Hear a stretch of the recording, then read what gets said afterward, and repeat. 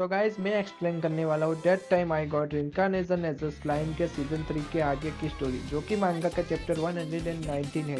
तो video start करने से पहले अगर आप चैनल पे नए हो तो चैनल को सब्सक्राइब और बेल नोटिफिकेशन को ऑल पे सेट जरूर करना, ताकि मैं आगे की कोई चैप्टर की वीडियो लाऊं तो आपको नोटिफिकेशन मिले। एंड चलो वीडियो स्टार्ट करते हैं। हम हार्ले क्विन अलायंस को देखते हैं, जहाँ की यूकी बताता है कि रिमोरू को उस पर शक हो गया है और हिनाटा और उसके बीच में जंग करवाने वाला और कोई नहीं वही है।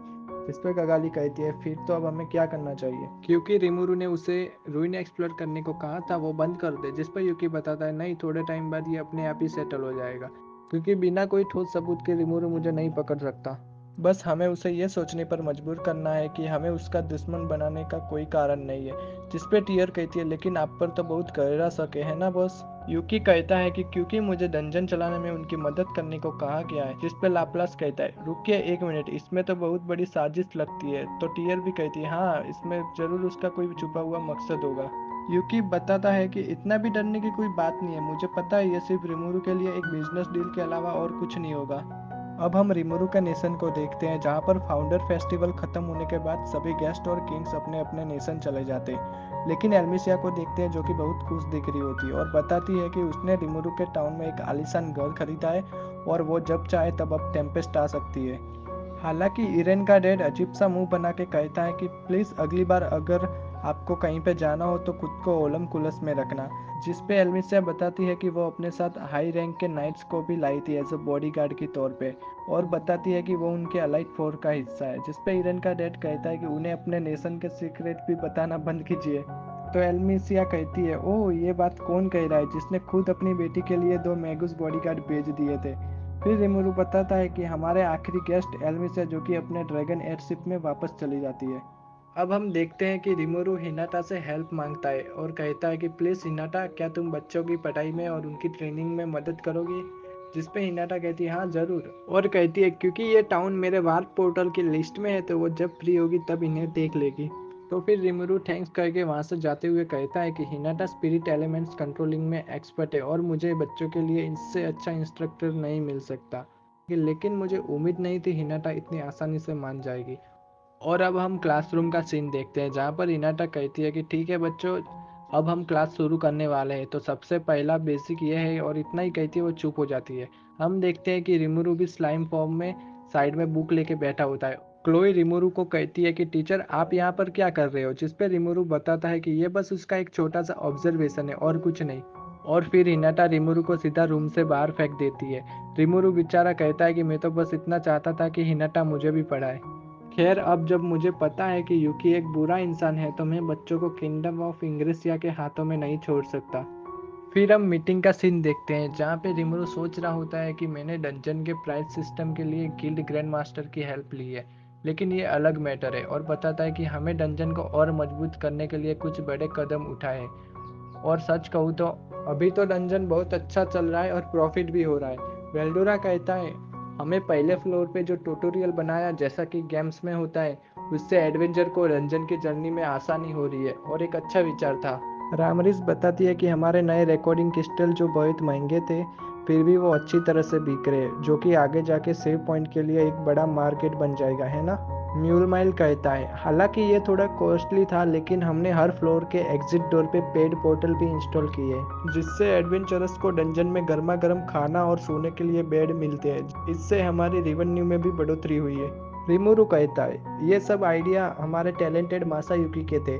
जिस पे वेल्डोरा और रामरिस भी कहते हैं हाँ, डंजन आपकी बदौलत हिट चल रहा है। हम देखते हैं कि मासायुकी के तो पसीने छूट रहे होते हैं और वो कहता है कि मैंने तो कुछ भी नहीं किया।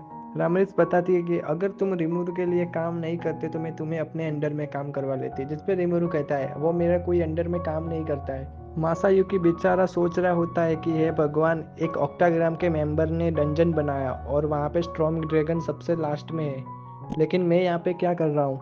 और फिर वो कहता है कि म्यूलमिल, जब आपने मुझे बताया कि आप ग्रैंड प्राइज के लिए कितने पैसे देंगे तो मैं चौंक गया था, लेकिन अब समझ में आता है कि स्ट्रॉन्ग ड्रैगन फाइनल बॉस है तो कोई दिक्कत नहीं होगी।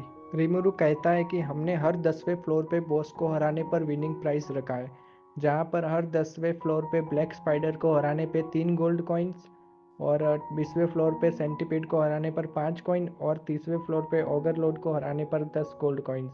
जैसे जैसे आगे बढ़ेंगे विनिंग प्राइस बढ़ती जाएगी और जो फाइनल बॉस को हराएगा उसे हम 100 स्टेलर कॉइन देंगे। जिस पे वेल्डोरा हंसते हुए कहता है, चिंता करने की कोई ज़रूरत नहीं है, मुझे हरा सके ऐसा कोई मेरी टक्कर का होना भी चाहिए। म्यूल माइल कहता है, खैर हमें तो डंजन के लिए नोबल स्पॉन्सरिंग और एडवेंचरस को लाना है, ये सही रहेगा। जिस पर रामरिस कहती है, एडवेंचर से याद आया, कोई ग्रीन फ्यूरी नाम की एक पार्टी है जो सिर्फ 3 दिन में 20वें फ्लोर के बॉस को हरा दिया, और तो और वहाँ पे कोई ट्रैप्स में भी वो नहीं फंसे।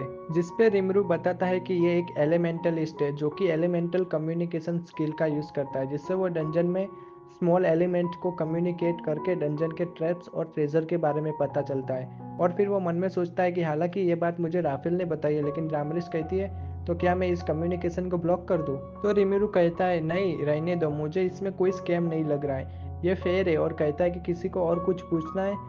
मासायुकी कहता है, क्या हम पोशंस और गियर जैसी आइटम को मॉन्स्टर से ड्रॉप करवा सकते हैं? जिस पे वेल्डोरा कहता है, क्यों ना हम न्यूबॉर्न मॉन्स्टर को ये खिला दे, और जब वो एडवेंचरस के हाथों से मरेंगे उनमें से ये आइटम्स गिरेगी, और इन आइटम का वैल्यू अननोन रखेंगे, जिसकी उन्हें जांच करवानी होगी, और जांच करवाने पर पता लगता है कि वो रेयर या नॉर्मल आइटम है, और हम जांच करने के लिए चार्ज वसूल करेंगे। जिस पे रिमुरु कहता है, ये बढ़िया आइडिया है, क्या हम ऐसा कर सकते हैं रामरिस? जिस पे रामरिस कहती है, ओ हाँ बिल्कुल। फिर हम दूसरी शाम का सीन देखते हैं जहाँ पे डियाब्लो कहता है, लॉर्ड रिमुरु ये डंजन की रिपोर्ट है। रिमुरु कहता है, जैसा कि हमने सोचा था, डंजन पहले से भी ज्यादा प्रॉफिट कमा रहा है। और फिर वो चाय की एक सिप लेता है और हैरान हो जाता है। तभी पीछे से सियोन आती है और कहती है, आपको चाय पसंद नहीं आई तो मैं इसे तुरंत बदल देती हूँ। जिस पे रिमुरु कहता है, नहीं ये तो अच्छी है। और रफेल बताती है कि यह चाय सियोन ने अपनी यूनिक स्किल के बिना बनाई है। डियाब्लो कहता है, ये आपकी चीफ सेक्रेटरी ने खुद अपने हाथों से बनाई है। हालांकि मैंने श्योर करने के लिए पहले इसे चखा था और मुझे पहली बार बीमार होने का एक्सपीरियंस हुआ, जो कि बहुत मज़ेदार था।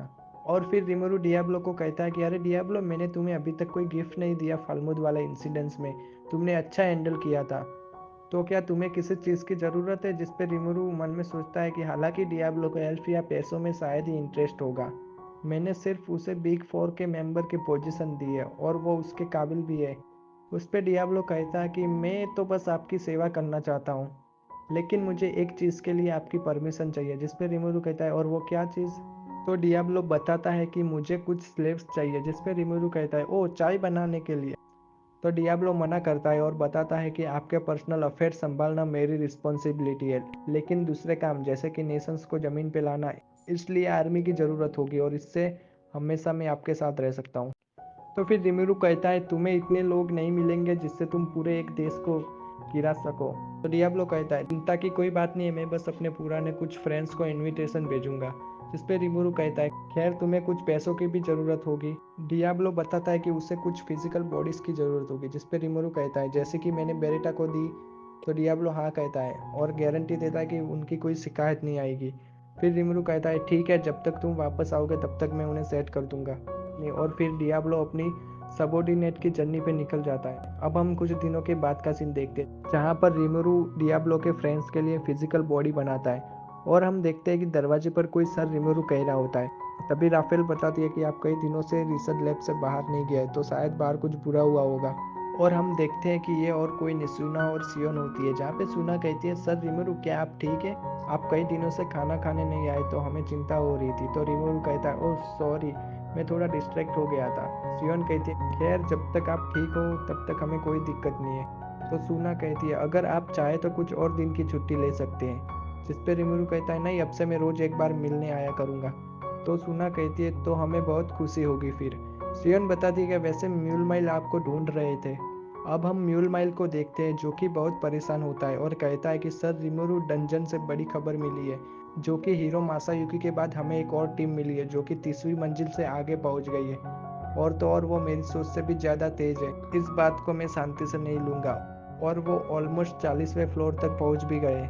अब हम रामरिस, वेल्डोरा और मासायुकी को भी देखते हैं जहाँ पे रामरिस बताती है कि कोई पार्टी डंजन के रूल को तोड़ रही है, और 30वीं मंजिल के बॉस से पहले ठीक आगे उन्होंने रिकॉर्डिंग क्रिस्टल को लगाया, जिससे अगर वो बॉस से हारते भी है तो वापस वही पॉइंट पे रिस्पॉन्ड हो सके।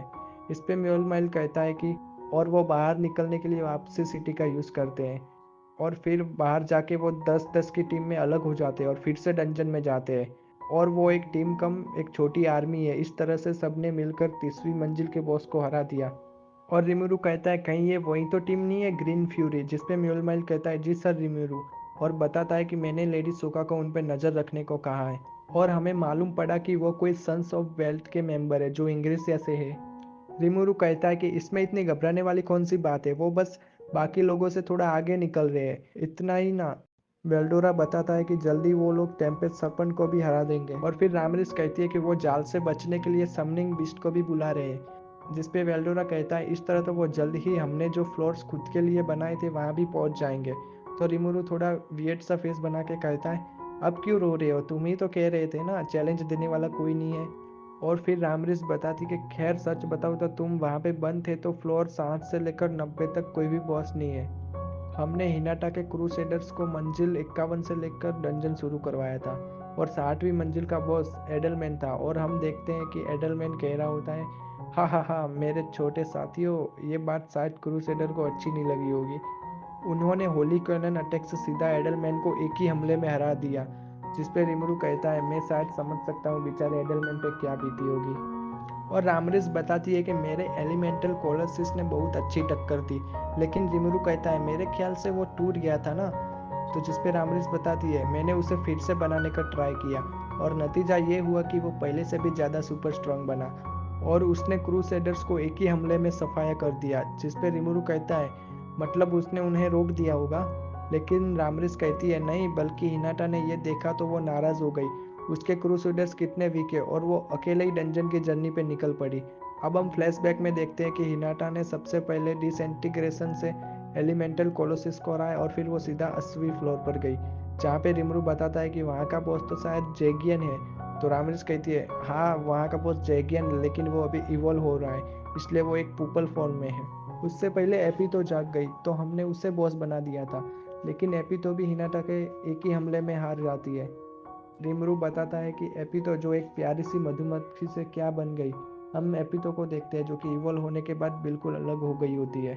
और रामरिस बताती है कि ऐसे ही हिनाटा ने 81 से लेकर 90 फ्लोर तक एक ही दिन में पार कर दिया, लेकिन वो 90 फ्लोर के बॉस जो कि कुमारा था वो छोटा था, इसलिए हमने वहाँ पे बेरेटा को रखा था, लेकिन वो भी हार गई। रिमरू कहता है कि हालांकि बेरेटा स्ट्रॉन्ग है लेकिन उसने गलत लेडी से पंगा ले लिया। हम फ्लैशबैक में देखते हैं कि जहाँ पे रामरिस रो रही होती है और बेरेटा सॉरी बोल रही होती है। और फिर म्यूलमाइल बताता है कि जो लेडी मिलिम ने 4 ड्रैगन लाए थे उनको भी हिनाटा हरा देती है। और मासायुकी कहता है इसका मतलब तो अब सिर्फ वेल्डोरा ही बचा है। तभी रिमोरू कहता है वाह बिल्कुल नहीं, तुमने उससे लड़ाई की। वेल्डोरा कहता है फाइनल बॉस मैं हूँ इसलिए मैं किसी से डरता नहीं या छुपता नहीं हूँ। जिस पे हम फ्लैशबैक का सीन देखते हैं, वहाँ पे वेल्डोरा और हिनाटा आमने सामने होते हैं और वेल्डोरा कहता है हिनाटा बहुत स्ट्रांग है, उसने मुझे 300 साल पहले हीरो की याद दिला दी, लेकिन उसकी फाइटिंग स्टाइल हीरो से अलग थी क्योंकि हीरो ने एक भी मोशन बर्बाद नहीं किया था। और दूसरी ओर हिनाटा वो शायद कुछ ऐसा ढूंढ रही थी जो मुझ पे काम कर सके, लेकिन उसका लास्ट अटैक कमाल का था जिसका नाम शायद मॉल्टलेस नहीं मॉल्ट स्लेस हाँ यही था, जिस पर मासायुकी कहता है आप ही जीते होगे ना फिर तो वेल्डोरा कहता है क्यों नहीं, लेकिन रिमोरू कहता है तुम उसी की ज़्यादा तारीफ करते हो जिससे तुम पहले हारे होते हो। वेल्डोरा का हम फेस देखे जो कि ऑफकोर्स हारा होता है। मासायुकी कहता है जाहिर है हिनाटा एक डीमन लॉर्ड से ज़्यादा स्ट्रांग है। हालांकि लोग इस बात पर बहस करते हैं मेरे और हिनाटा में कौन ज़्यादा पावरफुल है। जब भी ये बात मैं सुनता हूँ तो पता नहीं क्यों मेरे पेट में दर्द होने लगता है। और फिर रामरिस रोते हुए बताती है कि मेरा एलिमेंटल कोलेसिस टूट गया, अब वो वापस ठीक नहीं होगा, इसलिए फ्लोर 70 का बॉस कोई नहीं है। रिमुरु बताता है कि जैगियन अभी सो रहा है, लेकिन जब वो जागेगा तो हमने जो मिलिम से ड्रैगन मंगवाए थे उनके साथ वो ट्रेनिंग करके और भी स्ट्रांग हो जाएगा। जिस पे रामरिस कहती है इसके लिए हमें कुछ टाइम चाहिए होगा। तो रिमुरु कहता है शायद तुम भूल रहे हो हमारी डंजन बाकी डंजन से अलग है। और फिर म्यूलमाइल कहता है कि सर रिमुरु क्या मैं कुछ बता सकता हूँ, जिस पे रिमुरु हाँ कहता है। और म्यूलमाइल बताता है कि लेडी हिनाटा ने मुझे डंजन की विनर प्राइज के बारे में पूछ रही थी, जिस पे हम रिमुरु का फेस देखते हैं जो कि बड़ा फनी सा दिख रहा होता है। रिमुरु कहता है लेकिन हमने तो पैलेडिन्स को सिर्फ ट्रेनिंग स्पेस के लिए ही परमिशन दी थी। तो मेलमाइल कहता है जैसा कि हिनाटा ने मुझे समझाया रूल से डंजन को जीतने वाले को विनिंग प्राइज मिलनी चाहिए। तो रिमुरु सीधा मुंह पे ही कहता है मेरे लिए उसे ठुकरा दो। जिस पे म्योलमाइल कहता है अगर ये बात आप खुद हिनाटा को बताते तो अच्छा रहता सर रिमुरु। जिस पे रिमुरु मना करते हुए कहता है मैं नहीं चाहता कि हिनाटा मुझसे नफरत करे। म्योलमल बेचारा देखता ही रह जाता है और फिर रिमोरू वहाँ से जाते हुए कहता है कि और ऐसे हमारी छोटी सी मीटिंग ख़त्म हुई। और गाइस यहीं पे ये चैप्टर ख़त्म होता है। उम्मीद है आप सबको ये वीडियो पसंद आई होगी, और अगर आप चाहते हैं कि मैं इसका नेक्स्ट चैप्टर भी एक्सप्लेन करूँ तो कमेंट में ज़रूर बताना। हो सके तो लाइक भी कर देना, और मिलते हैं किसी नेक्स्ट अमेजिंग वीडियो में।